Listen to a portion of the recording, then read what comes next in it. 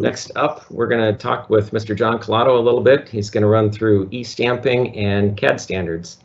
Jon is a NDSU graduate. He graduated in '94 with a BS in civil engineering. He spent 5 years as a roadway designer for the DOT, 5 years as the environmental section leader, and 17 years as our CAD support specialist. Jon is actually a 10-year autocross veteran, but he's giving that up to become a part-time sailor. He's still going to keep his Miata, but now he spends his free time exploring Lake Sakakawea in his yellow sailboat. I love the name of your sailboat, Jon. It's La Pina Collado. And Jon is happily married. He's soon to be an empty nester, so naturally they went out and got a puppy. And he's working lately to implement Open Roads Designer for the DOT. And he's praying he can answer all our support questions. But Jon's been working with AutoCAD long enough that he'll tell you he once had a dream that he could toggle his dream's view between wireframe and smooth. So I'm pretty sure he's going to be able to answer all the questions that come up.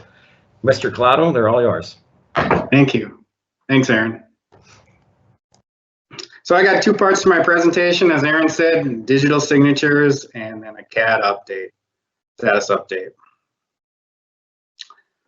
When we talk about digital signatures, I want to make sure everybody's on the same page. Digital signatures are more than just electronic graphics. They protect the document, they're verifiable, and they're nearly impossible to forge. So they increase the integrity of the signature.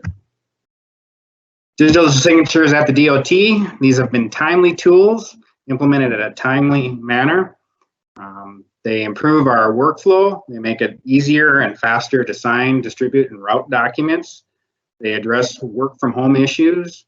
As you can imagine, this has been extremely helpful during COVID. We don't have to mail documents through or by paper. We can email them. Multiple people can work on a document in different locations. So it's really been helpful during this COVID period. It's important to remember that this is also going to be helpful in the future when we continue with the hoteling option where people work from home. So it's not just during the COVID period that digital signatures have been helpful. We expect it'll be helpful in the future too.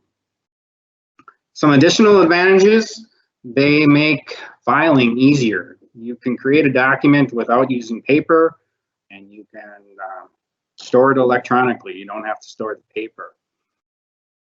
Digital signatures include security. This is often thought as a secondary fact, but this is really the main point. They secure our documents and they improve the integrity of our signatures. At the DOT, we use DocuSign as our vendor for our digital signatures, and they provide us with 3 different tools, client, portal, and cloud. The client we use for our plan sets to sign each sheet of our plan sheets. Portal is also used for our plan sheets, but it's typically used by non-DOT staff where the DOT is the lead and we might need a few pages signed here and there, maybe from a city or a federal agency, U.S. Forest Service. They can use our portal to sign these documents without having to buy the software.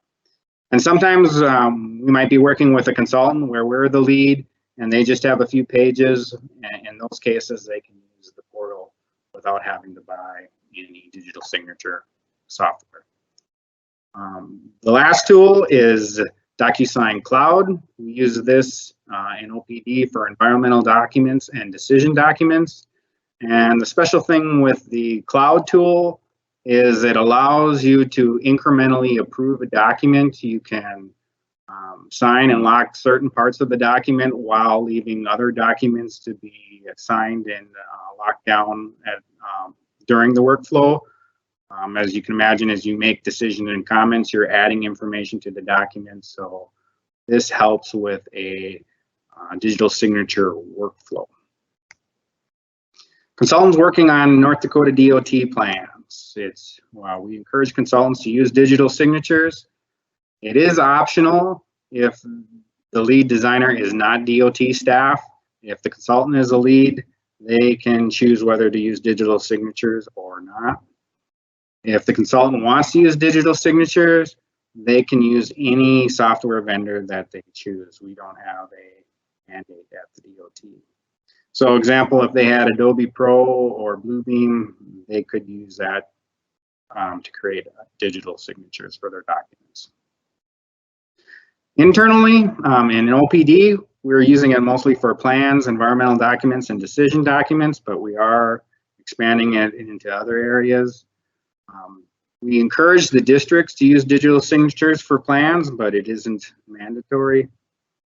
And at the DOT, we're currently using DocuSign Client 8.4.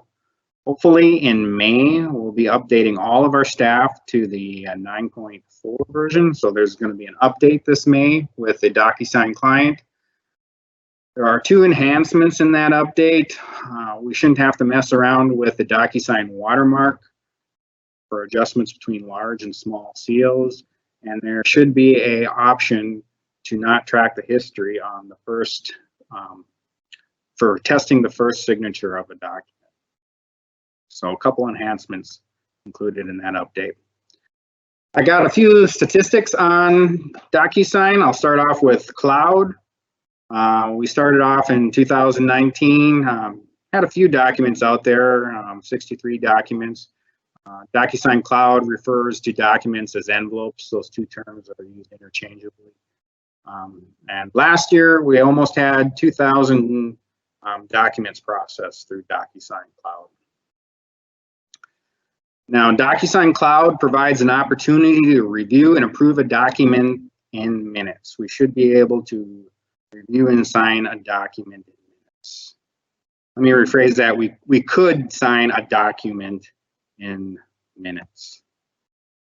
Well, actually, the truth is, it takes about 5 days at the DOT to sign our documents through DocuSign Cloud. That's the average time based off of our IT records that it takes to process a document in DocuSign Cloud. There's more to reviewing and approving a document and the automation. People actually need to review and think about the document, so 5 days is average. Now, we don't have a statistic for how long it took to review the paper, but I think that 5 days is faster than what we've done in the past. Got another statistic for you here. About 18% of our DOT documents processed through DocuSign Cloud get hung up.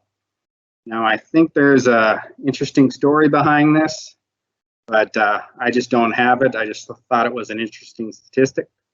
I'm imagining that some people are just learning DocuSign Cloud, so maybe it's setting up documents, or maybe some of these documents are just getting hung up and needed to be reworked before they could be processed.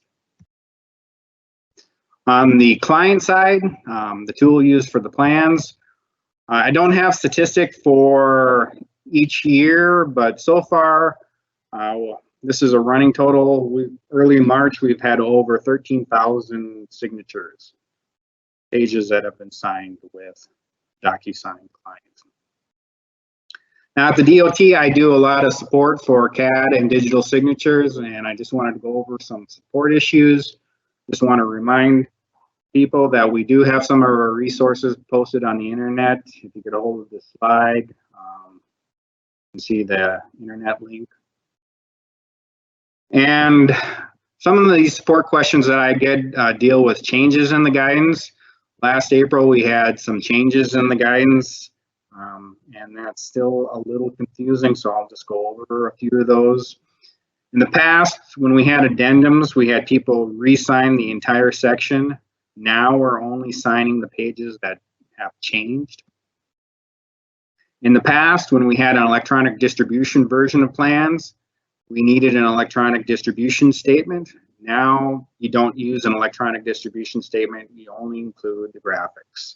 So the electronic distribution version should look just like the digital signature version. In the past, we posted Adobe portfolios on our website for contractors.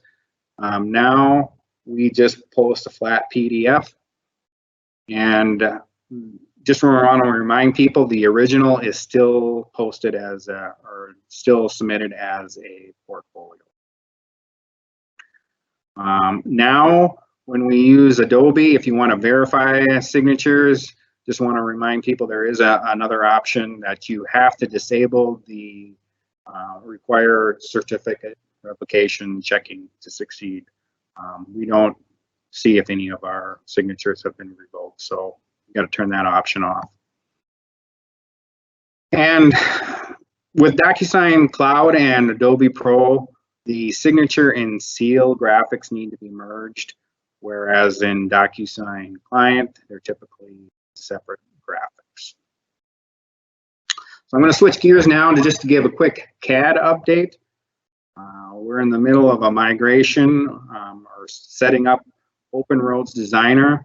I don't have anything monumental here, so I'm just going to go over our status. Some of the old news, you've probably heard this before, but support for our existing SS10 V8i software is going to be discontinued at the end of this year. So a lot of questions about that. Bottom line is we're hoping the software will still work and be licensed by Bentley. We're just expecting that Bentley won't take any questions on this old software. It may throw a curve in for contractor or consultants that are wanting to get into the CAD work at the DOT. If there's a new consultant that comes on board in 2022 and they want to get a hold of the SS10 V8i software, that might not be available. So some people might have the V8i software, but if they're new to CAD software in 2022, they might not be able to get a hold of the SS10 version. And the DOT has not set a mandatory implementation date for ORD. I know we've been talking about this for a long time. No new news there. It's still ongoing. We're still working on our workspace, so stay tuned. I did want to tell you something new or just provide more information, just be transparent as possible. So I just wanted to give you maybe some background here on where we're going with ORD. So these are some things that might happen before a mandatory implementation date. First of all, I want to remind people that we're kind of reactive to what Bentley is doing with their software. So they're pulling their support in 2022 for the old software. And there's a chance that there could be a software conflict in the future that forces everybody to switch to ORD. But we're expecting that SS10 may work for a while into next year. Also, I wanted to touch base on what might happen before we set an actual implementation date. We still have some workflows that we're going through. We're trying to find a replacement for the GeoPack legal descriptions. We hear there might be some things coming out in ORD 10.10. We are working on automating our alignment reports for our 081 sheets. Want an automated tool so we don't have to do those sheets by hand. And we're looking for an improved workflow for our mass diagrams. So at the DOT, we are currently on Open Roads Designer 10.8. Bentley does have the 10.9 version available. And I just want to give people a heads up that we might skip the 10.9 version and go to the 10.10 version. That's just something that we're looking at. We're just looking at ways to avoid any migration pains because there are some incompatibility issues between the different versions. So every time you switch, you got to be aware of those incompatibility issues. Just kind of a heads up there. And moving forward with ORD, got a couple bullet points here for you on this. I strongly encourage pilot projects just to take a look at using the software on a project. So we are currently working on pilot projects internally, and we encourage consultants to look at pilot projects. We do have some beta CAD standards for ORD. I got a link here. You probably heard me talk about this if you attended some of our CAD user group meetings. And training at the DOT, we're currently using Bentley Learn for our training. There's a lot of good training sessions using the Bentley Learn tools. I just wanted to remind people that time must be set aside for this type of training. This is a big update. You know, some of these training sessions take 40 hours. And I also encourage people to attend the DOT user group meetings on these CAD topics. Typically have a CAD user group monthly on ORD. And with that, I will open it up for questions. Do we got any questions, Aaron? Yeah. The question came through just wondering if we've had any projects completed in ORD at this point. I am not aware of any projects completed that uses all of the civil tools. I know we have a few districts playing around with just the microstation part of it, you know, preventative maintenance, but I am not aware of a completed one that has, for instance, a corridor. Okay. Good question. And then how can they access the training? That is through the Bentley vendor.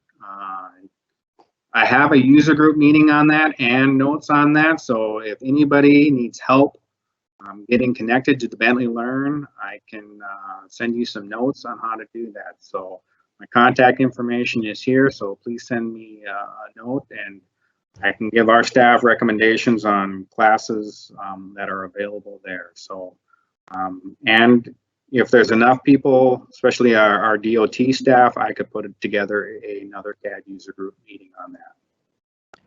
Sure. And then one other question, why are DOTs only using Bentley and not Autodesk?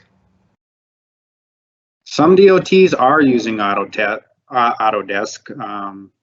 Is it some DOTs or our DOT? Why do DOTs only use? I can only speak for, you know, our DOT. I couldn't speak for all DOTs. It's just a preference of the tools that are available. I know some DOTs are CAD neutral. They go both ways. They use both AutoCAD and MicroStation, but at the North Dakota DOT, we use Bentley software. All right, cool.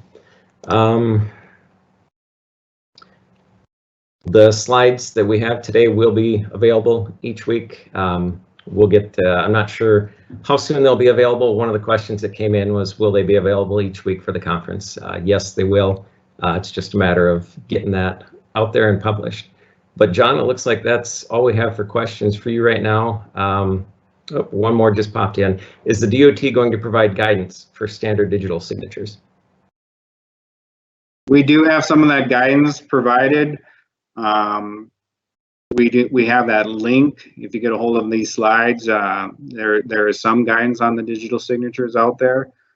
Most of our guidance is just kind of passed through from what our PELS board has put out there. You know, we're just trying to follow their rules, but we do have some guidance posted on the web.